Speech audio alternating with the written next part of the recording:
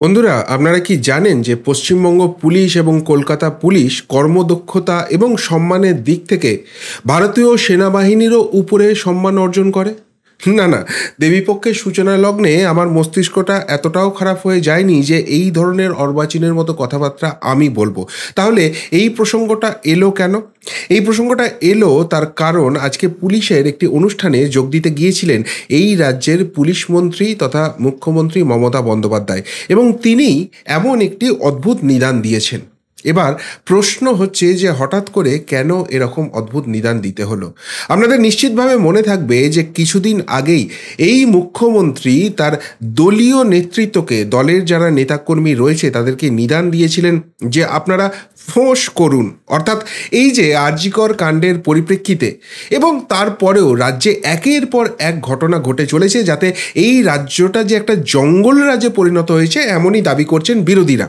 সেই জায়গাটাতে এই রাজ্যের শাসক দলের দিকে আঙুল উঠছে, এই রাজ্যের প্রশাসনের দিকে আঙুল উঠছে, আর তাই এদেরকে চুপ করাতে হবে, এদের মুখটা বন্ধ করাতে হবে, নাহলে রাজ্যপাট টিকিয়ে রাখা যাবে না। তাই ফোঁস করার নিদান দিয়েছিলেন।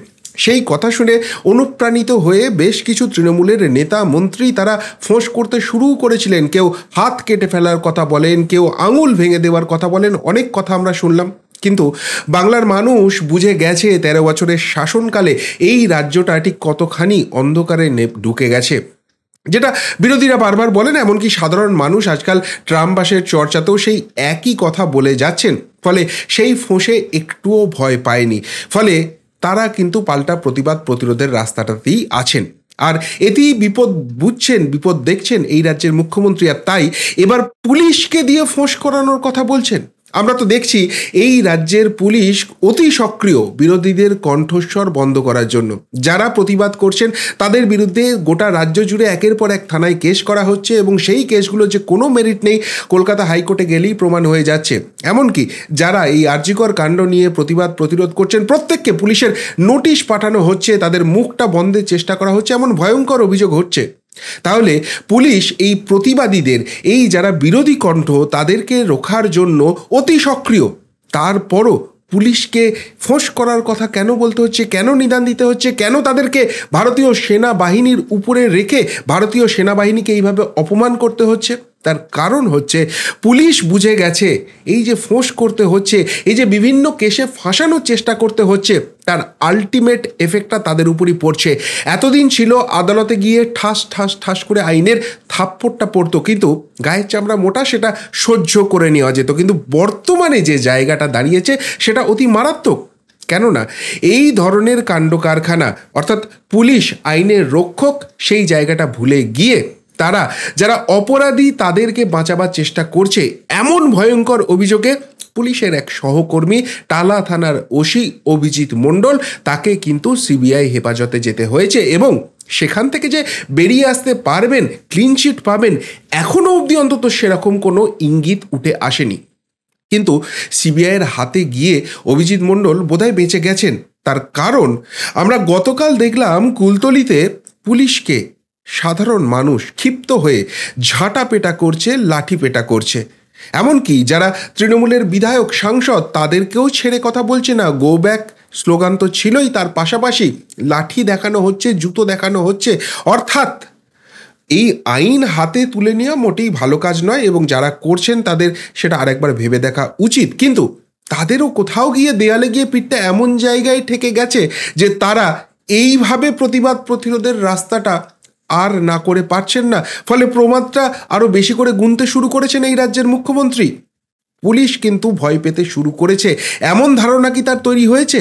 একদিকে অভিজিৎ মণ্ডলের মতো হাল হতে পারে যদি আইন মেনে কাজ না হয়, অন্যদিকে মানুষ যখন দেখছে পুলিশ তাদেরকে রক্ষা করার বদলে পুলিশ যাদেরকে সাহায্য করছে তারা আসলে অপরাধী মহল, তখন মানুষ আইনটা নিজের হাতে তুলে নিচ্ছে। আর এইটা যদি সংক্রামক ব্যাধির মতো গোটা রাজ্য জুড়ে ছড়িয়ে পড়ে, তখন যে পুলিশ দিয়ে এই রাজ্য শাসন করেন মমতা বন্দ্যোপাধ্যায় বলে বিরোধীরা অভিযোগ করে, সেই পুলিশের হাল কি হাঁড়ির হাল হবে?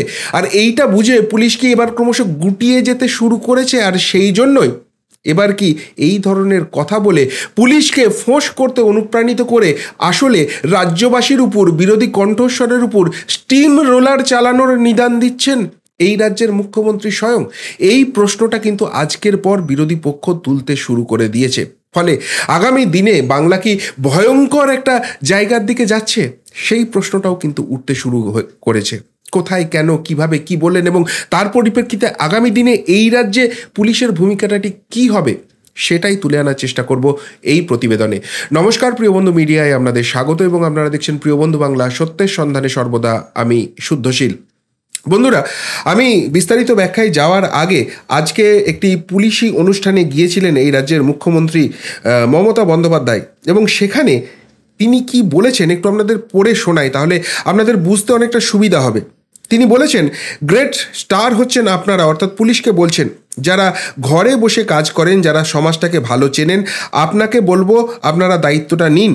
বাংলা পুলিশ, কলকাতা পুলিশ সহ যে মেয়েরা এই অপরাধীদের ধরে দিতে পারবে, ক্রাইমটাকে আইডেন্টিফাই করবে ফার্স্ট, ফেক লিখে পুলিশের কাছে পাঠাবে, তাদের জন্য 100টা পুরস্কার থাকবে। তারা চাকরিও পাবে দরকার হলে। সাইবার ক্রাইম এদের দিয়ে ড্যাশ ড্যাশ ড্যাশ করাবে, ড্যাশ ড্যাশ ড্যাশ। যারা রাঁধে তারা চুলও বাঁধে। সব কিছু সবার দ্বারা হয় না, এই কাজটা ওদের দ্বারা সম্ভব। ওয়েলফেয়ার কমিটির কাছে আমি গ্রেটফুল, তারা অনেক কাজ করেছে, অনেক কথা বলতে আসে। কেউ কেউ আবার ফেক ওয়েলফেয়ার কমিটির নামে বদনাম করে বেড়ায়। আমি পরিষ্কার বলছি, সিপিএমের আমলে রাজনৈতিক ওয়েলফেয়ার কমিটি ছিল। এবার রাজনৈতিক ওয়েলফেয়ার কমিটির কথা যখন বললেন, এখানে একটা প্রশ্ন করতে পারি মাননীয় মুখ্যমন্ত্রী, এই যে পুলিশের ওয়েলফেয়ার কমিটি আছে, তার মাথায় যিনি বসে আছেন, বিরোধীরা প্রায়শই অভিযোগ করেন তিনি নাকি আপনার বাড়িতে যখন কালী পূজা হয় তার যে ভোগ বিতরণ হয়, জুতো খুলে খালি পায়ে সেই ভোগ বিতরণের দায়িত্ব নেন। এটা কি সত্যি? যদি এটা সত্যি হয় তাহলে কি এটা রাজনীতিকরণ নয়? আর যদি এটা সত্যি না হয়, যে বিরোধীরা বারবার এই অভিযোগ করে, তাদের নিয়ে পুলিশ মন্ত্রী হিসেবে, মুখ্যমন্ত্রী হিসেবে আপনি চুপ করে আছেন কেন? মৌনতা তো সম্মতির লক্ষণ বলি আমরা জানি। হয় বিরোধীরা সত্যি বলছেন তাই আপনি চুপ করে আছেন, আর নাহলে যে রাজনৈতিক ওয়েলফেয়ারের কথা বলছেন সেটা কি সত্যি আপনার আমলে হচ্ছে না?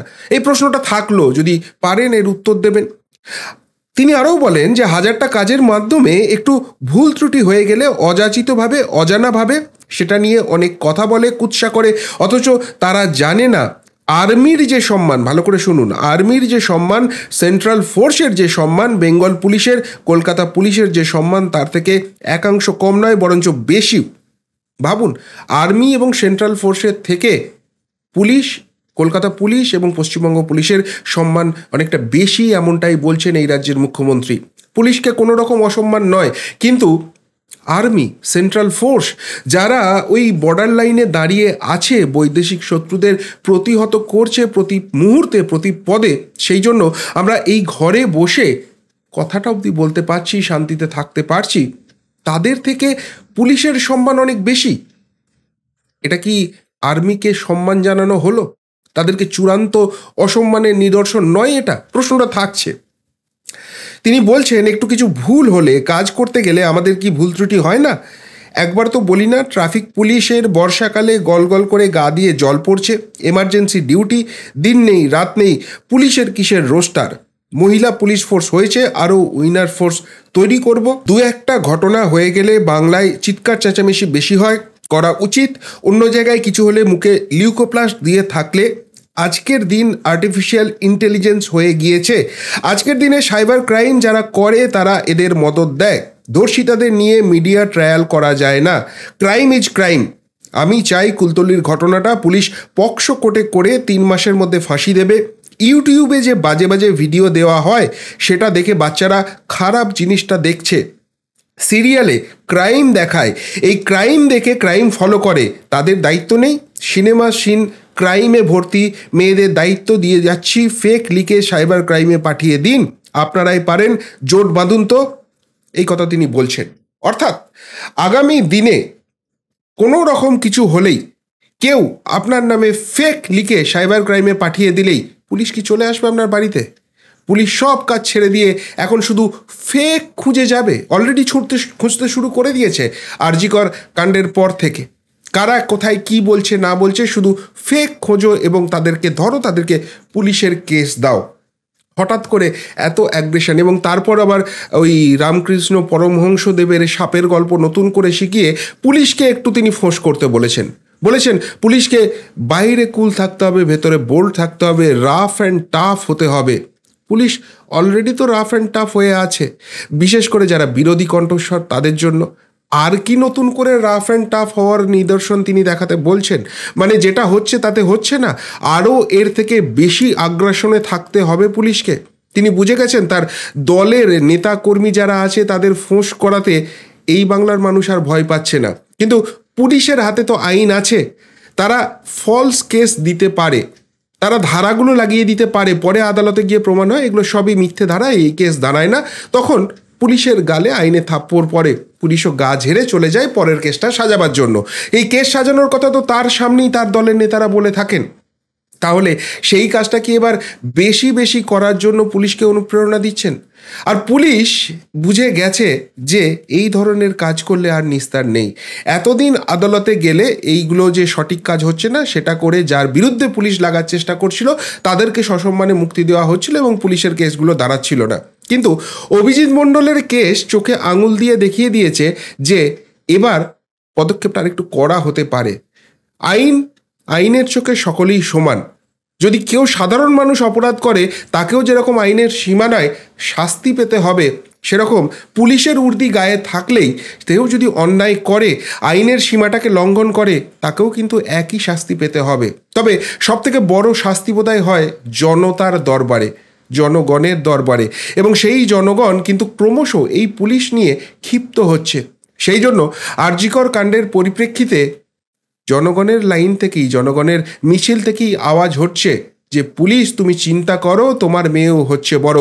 যদিও পাল্টা পুলিশকে দিয়ে আবার তার একটা লেখা লিখিয়ে সোশ্যাল মিডিয়ায় দেওয়া হয়েছিল, কিন্তু তাতে কি কোথাও জনতা এবং পুলিশের মধ্যে দূরত্বটা বেড়ে যায়নি?